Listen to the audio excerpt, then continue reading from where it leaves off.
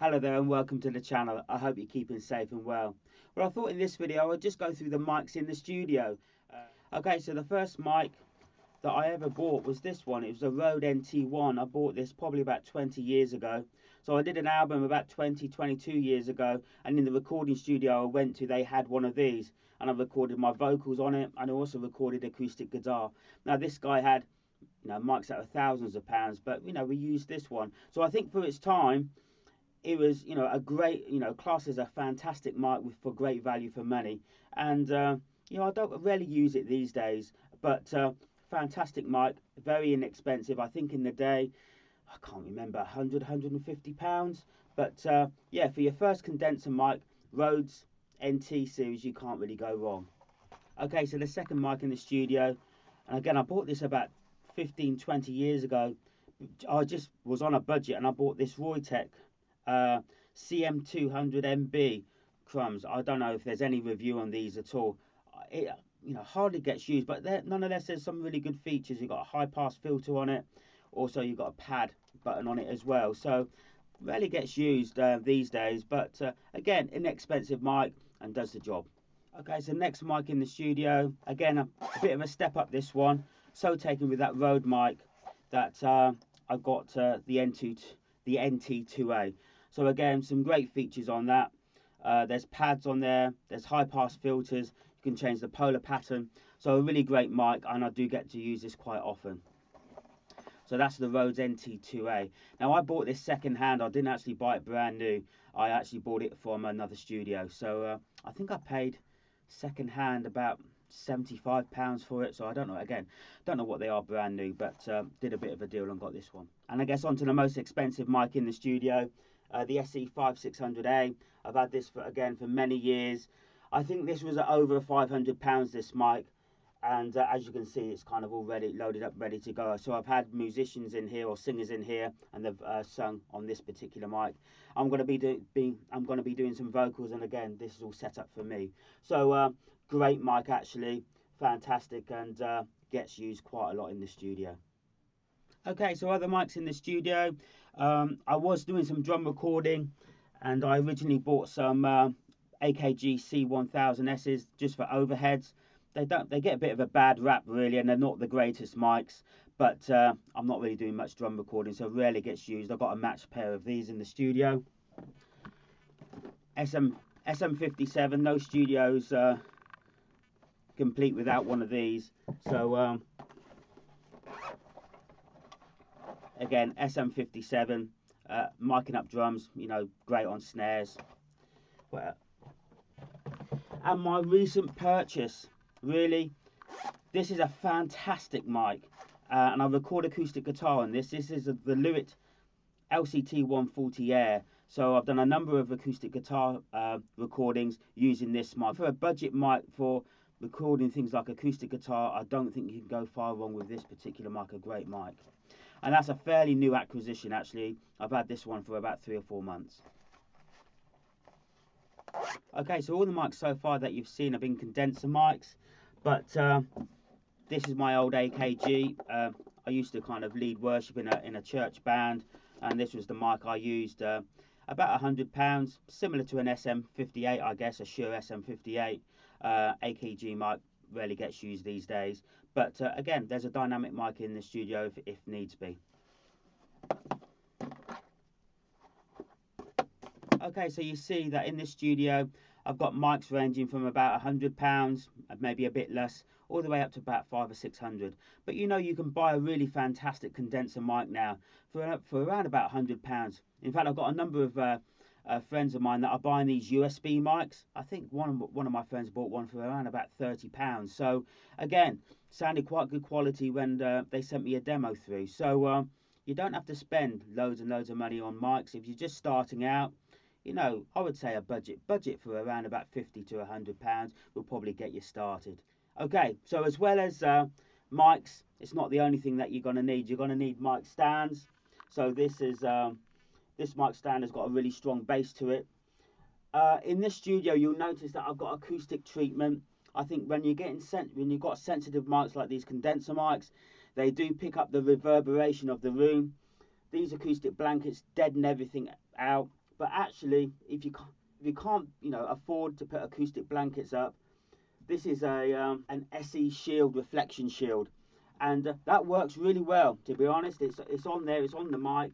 And if I put the other condenser mics, I use this stand with this reflection shield. You don't necessarily need this. I think people will use blankets and bits and pieces in the room. The other thing that you're going to need is a pop shield. I've had a number of recordings without these pop shields, and actually it's a bit of a nightmare when you're trying to mix a vocal and they haven't used a pop shield, because those pops and those plosives, as they will cut through onto a mic, especially on a condenser mic. So getting yourself a pop shield, very inexpensive, is quite a key piece of equipment. So with regard to the sensitivity of these condenser mics, you'll probably get this when you buy actually a condenser mic as a shock mount. Some come with it. The Rhodes NT1 didn't actually come with a shock mount. Every other mic that I have bought has come with a shock mount. So this is the one that was supplied with the SE mic. This is the one that came with the NT2A, I believe. No, was it? It may have even been that Roytech mic, so a shock mount for the Roytech. Albeit the NT mics do fit this. So again, relatively inexpensive, but you probably find when you buy a condenser mic, a shock mount will be provided. Okay, so I've purchased my mic. Maybe you've gone for a condenser mic like this, maybe a dynamic mic. Maybe you've gone for one of these USB mics that seems to be very popular these days. If you've got a USB mic, really all you need to do is plug the mic straight into your USB port.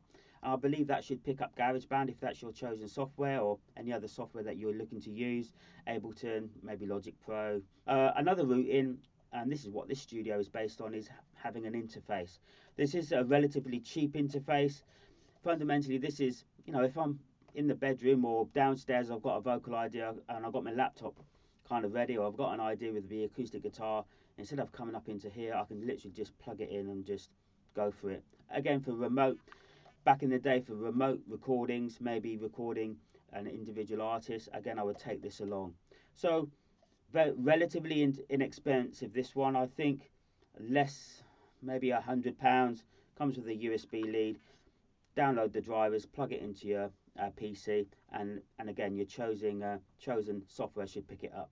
Okay, so as the studio's grown, the interfaces have got better. I started out with a Motu 896, but you know, when I upgraded my studio, upgraded the software, the drivers for that, I couldn't really find the drivers for it, so that got sold on. Then I bought fantastic Focusrite Saffire Pro 40, and then I eventually upgraded to the Apollo 8. So these are kind of linked together. You can aggregate in the MIDI software and Logic your interfaces. I've also got an Apollo Twin on my desktop as well, so you can aggregate these interfaces, and so I can run all my outboard gear through these. I can do inputs into the Apollo 8 and run outboard gear also through the Focusrite. But you know, fundamentally, you don't need any of this. You know, this is just as the studio's got, you know, upgraded over time. That little Edirol interface is fantastic. In fact, most of my friends are using these little Focusrite 2i2s, which are supposed to be fantastic. Probably a bit better quality than the Edirols, to be honest, but and maybe a great entry in. So many shops seem to be doing these bundles. I know our local one here in Brighton is. You can buy the Focusrite 2i2. You can get a mic with a condenser mic with a shock mount and a lead. Okay, the final thing to mention is probably the headphones. So in the studio, these are industry standard. You'll probably find these in every recording studio. Bayer Dynamic DT100s. I've got about 4 or 5 sets of these. My old studio used to be a lot larger. I used to have a garage conversion, which was a recording studio. I moved house and now I'm just in a bedroom studio. I guess they would get used, or the other sets would get used if I did remote sessions. I've also got in the studio some Sennheiser HD 280 Pros. Again, I might use these as well. So do you need all this equipment really to start off? Well, probably not. And in fact, I've got friends now, because we're starting to do remote sessions for church, you know, items. They're buying, you know, one person has just bought a £30 condenser mic. They're using GarageBand, a free download. So for £30, they are set up for recording. So, and again, ultimately, my job's going to be is to actually mix those kind of tracks amongst others, you know, in Logic Pro, because that's my chosen DAW. But you know, the quality isn't too bad. Obviously, you know, if you wanted a setup, probably that's the cheapest way. £30 USB mic, GarageBand. The next step up maybe is buying one of these bundles, maybe going for the Focusrite 2i2. I think for £200 or £300 you can probably get yourself a really quite good decent setup for yourself. If you're going to use free software like GarageBand, there's your setup in terms of your recording software. Next stage up is probably buying into something like Logic Pro X. I guess that's my chosen software that I use all the time. Okay, and finally, I'd love to hear your comments. What are the mics that you're using in the studio? Please don't forget to subscribe, click that bell icon because there's more content coming. And bye-bye for now.